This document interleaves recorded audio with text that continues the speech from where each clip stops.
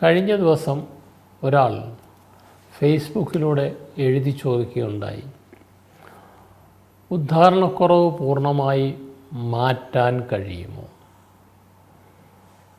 ആ ഒരു ചോദ്യം വന്നതുകൊണ്ടാണ് ഇങ്ങനെ ഒരു അനുഭവം നിങ്ങളോട് പങ്കുവയ്ക്കുന്നത്. 2013 ഒരു വ്യക്തി ചികിത്സ തേടി ഇവിടെ എത്തി. 2-3 മാസമായിട്ട് ഉദ്ധാരണമില്ല. അന്ന് വേണ്ട ടെസ്റ്റുകളൊക്കെ ചെയ്തു. 1 മാസം മരുന്ന് കഴിച്ചു. ആ 1 മാസം മരുന്ന് കഴിച്ചതിന് ശേഷം അദ്ദേഹം പൂർണ്ണമായിട്ട് അതിൽ നിന്ന് റിക്കവർ ചെയ്തു. പിന്നീട് യാതൊരു കുഴപ്പവുമില്ല. 2013 ഫെബ്രുവരി മാസത്തിലാണ് ഞങ്ങളെ കണ്ടിരുന്നത്.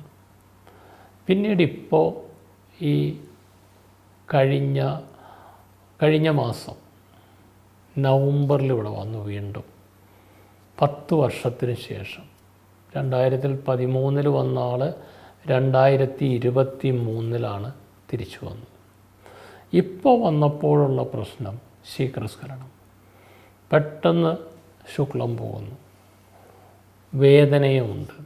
അതായിരുന്നു ഇപ്പോഴത്തെ പ്രശ്നം. ആ വന്ന സമയത്ത് ഞാനിതേപ്പറ്റി ഓർത്തില്ല. എന്നോട് ചോദിച്ചു, ഡോക്ടറെ എന്നെ ഓർമ്മയുണ്ടോ? ഞാൻ ഇത്ര കാലം മുൻപ് വന്നതാണ്. അങ്ങനെ ഡീറ്റെയിൽസ് ചോദിച്ചു വന്നപ്പോഴാണ് ഈ കാര്യങ്ങൾ മനസ്സിലായതും ചില ഡീറ്റെയിൽസ് എല്ലാം അദ്ദേഹത്തിൻ്റെ കയ്യിൽ തന്നെ ഉണ്ടായിരുന്ന ടെസ്റ്റ് റിപ്പോർട്ടുകളുമൊക്കെ അതൊക്കെ എടുത്തു. അപ്പോൾ അന്ന് 2013 ട്രീറ്റ് ചെയ്തതാണ്. 10 വർഷം കഴിഞ്ഞിട്ടും തിരിച്ചത് വന്നിട്ടില്ല. ഈ പറഞ്ഞതിനർത്ഥം എല്ലാ ഉദ്ധാരണക്കുറവും പൂർണ്ണമായി പരിഹരിക്കാൻ കഴിയും, പക്ഷേ ക്യൂറാക്കാൻ പറ്റണമെന്നില്ല. ഇപ്പോൾ സൈക്കോജനിക് ഇ ഡി പലതും മാറിപ്പോകുന്നതാണ്. കുറച്ച് ദിവസത്തെ ഒരു കൗൺസിലിങ്ങോ മരുന്നുകളോ മതി അത് മാറിപ്പോകാൻ. പിന്നെ മറ്റ് ചില പ്രശ്നങ്ങൾ, ഷുഗർ കൊണ്ടുവരുന്നതും ചിലപ്പോൾ ഷുഗർ വളരെയധികം അനിയന്ത്രിതമായിട്ടാണ് പോകുന്നതെങ്കിൽ അതിനെ നിയന്ത്രിച്ചു കഴിഞ്ഞാൽ ഒരു പക്ഷേ ക്യൂർ ആവാറുണ്ട്. ഒരുപാട് പേരുടെ ഉദ്ധാരണക്കുറവ് കുറച്ച് ദിവസം മരുന്ന് 2-3 മാസം മരുന്ന് കഴിച്ചു കഴിഞ്ഞാൽ പിന്നെ കുറേ കാലത്തേക്ക് ഒരു പ്രശ്നങ്ങളും ഇല്ലാതെ പോകാറുണ്ട്. പക്ഷേ ചിലരുടെയൊക്കെ എപ്പം മരുന്ന് നിർത്തുന്നു അപ്പോൾ തിരിച്ചു വരുന്നു. മറ്റു ചിലർക്ക് മരുന്ന് ഫലിക്കാത്ത അവസ്ഥയുമുണ്ട്.